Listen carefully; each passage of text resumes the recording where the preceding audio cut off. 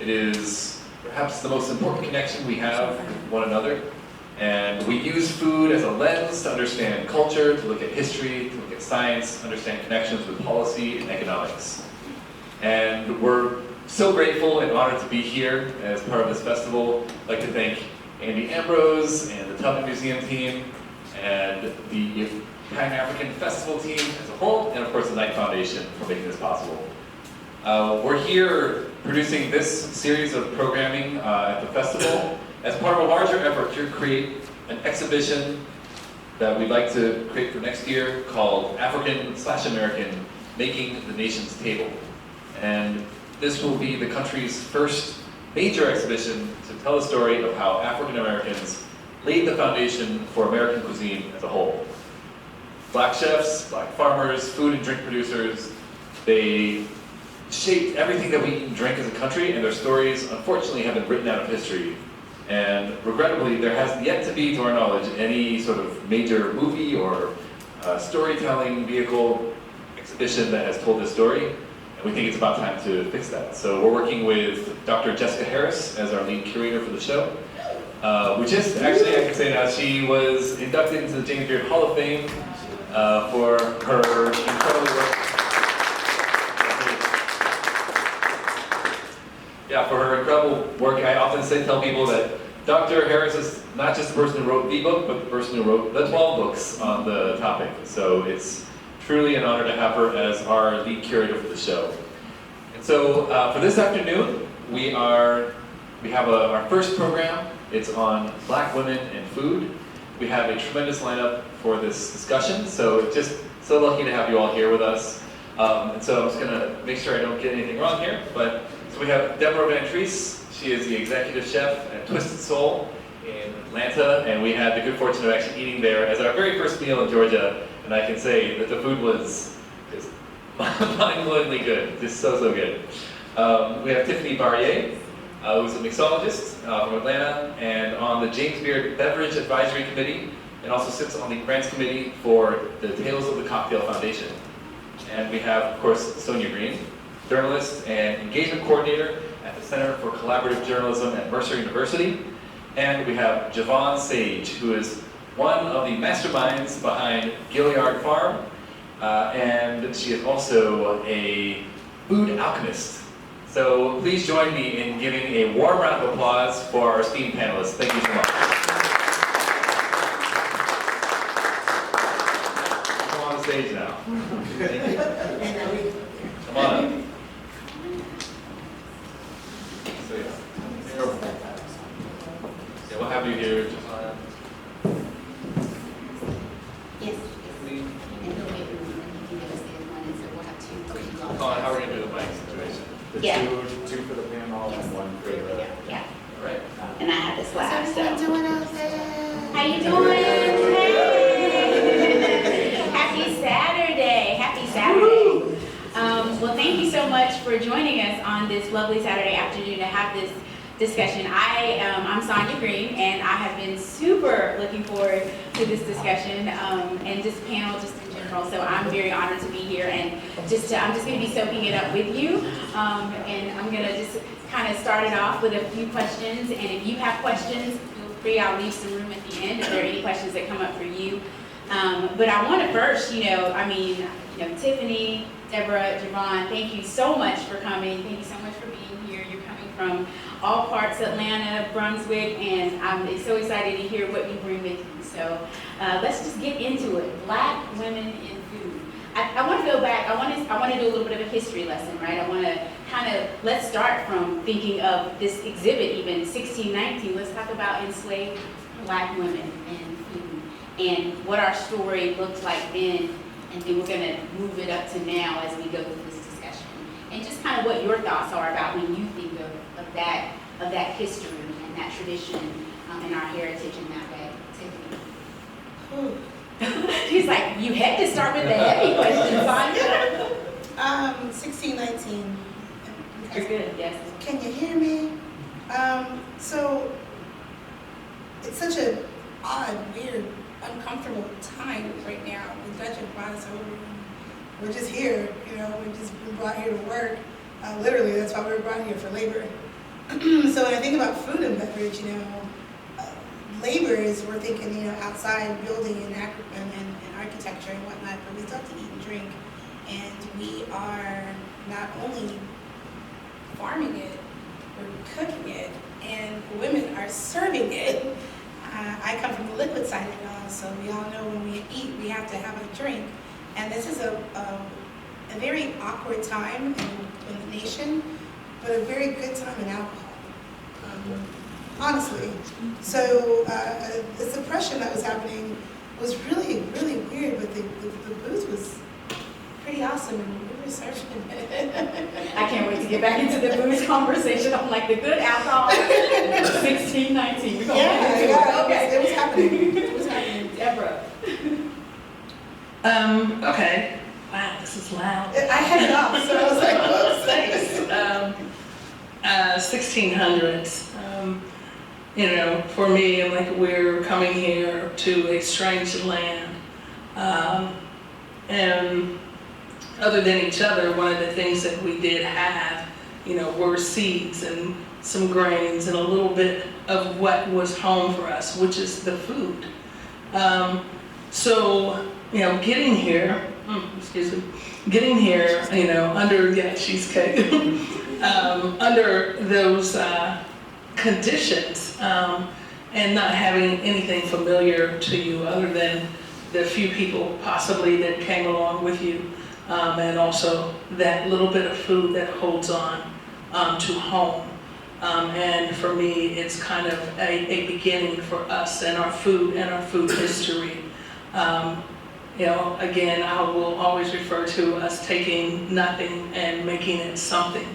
And trying to make that connection, because food does bring us together.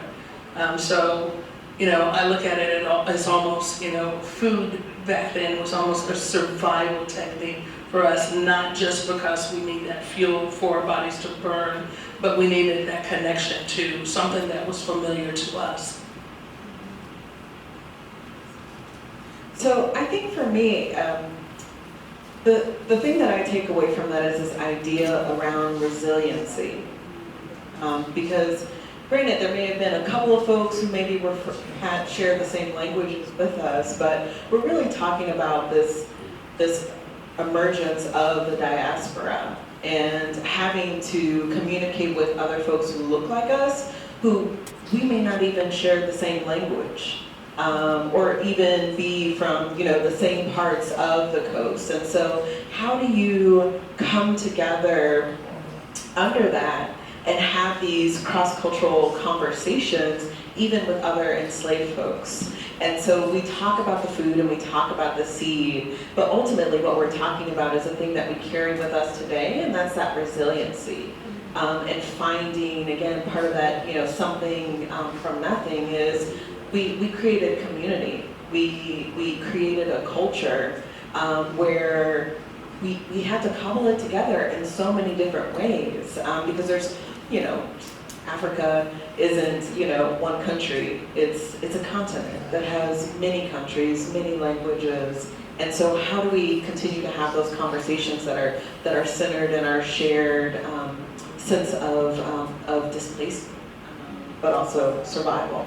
Well, you all bring up kind of the making something out of nothing, and I wanted to kind of broaden that conversation, because when I think about that, I was talking actually to the Pan-African Festival founder, Chieza Kweche, and she was kind of talking about, the idea that, again, they're coming from different, parts of this continent, Africa, and they don't share the language, more or less even some of the food practices and some of the foods that they were familiar with.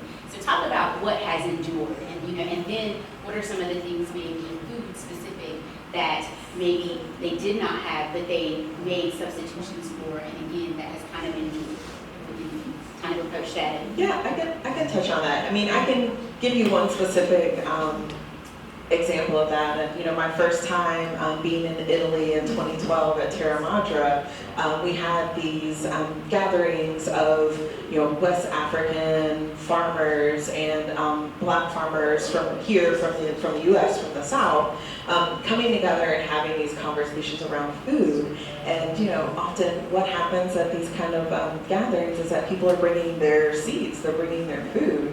And so, there's an interpreter, of course, but you see these Black Southern chefs and farmers having these conversations with African farmers, specifically around okra.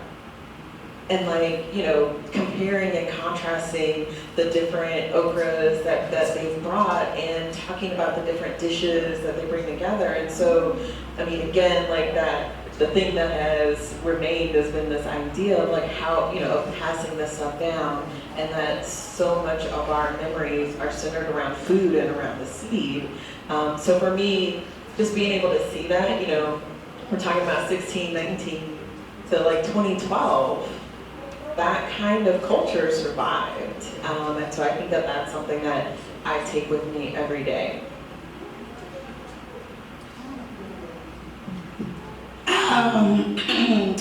It is loud. I'm like, now it's on to me. The continent of Africa was very fruitful in grapes. So brandy and cognacs were ridiculous. Rum, also sugarcane, major out of North Africa. So when they're brought here to the States, the weather, the climate for one, the soil is completely different. And they're a little confused. Nevertheless, the idea of fermentation and distillation was okay, we gotta use what we can. We still have to produce a spirit from some kind of grain. So, out comes whiskey, the American, juice. But the concept of fermentation and distillation, seeing that from way back when, it was said to be a part of Asia's culture. And next to Asia, of course, at this time that we see is Africa. So just the understanding of fermentation and distillation, sake being the first thing, fermented and distilled beer, rice wine, the Africans picked that up in cognac. And so to bring that into the States and be a part of so much whiskey, and so much beer.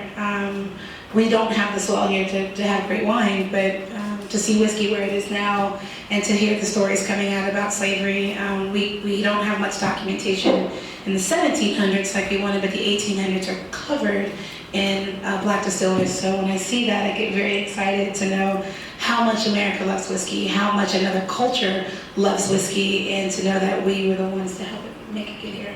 Okay, and I definitely want to put a pin in that because I want to get back to the 18th and I want to talk about that. But Deborah, did you have anything to add? I think for me, that connection that has just lasted, through generations, and continues to impress me is the use of the spices and the herbs. From the seasoning of food and the complexity that sometimes, soul food has, based on the creative uses of those spices and seasonings, onto the remedies, the down-home, remedies. I grew up as a kid, when we were young, we had to eat goose grease.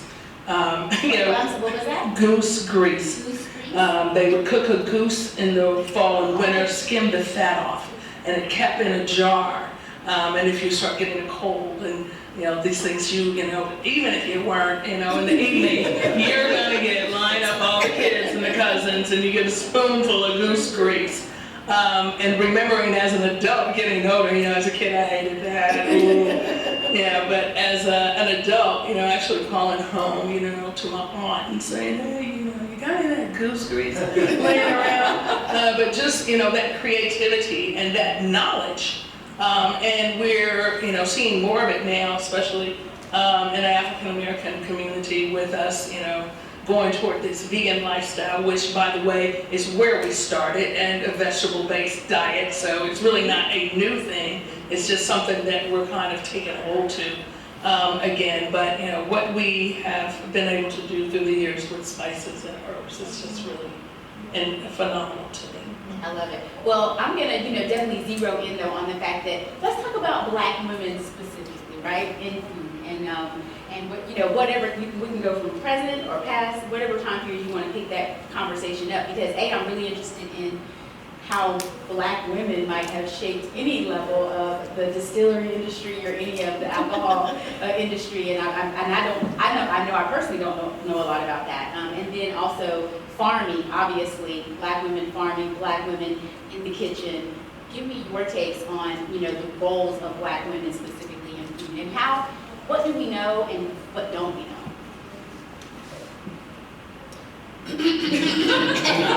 I'll do it. I'm gonna make it weird, I'm gonna make it awkward. I'll do it. I'm gonna do it.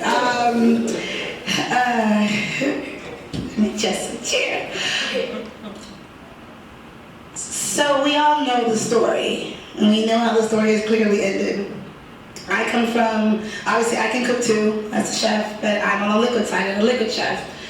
Same thing, like the back of the house is the back of the house. The cool thing about the women, women of color in this industry, is our service. I sit in the front of the house, like I'm the first thing you see when you come in.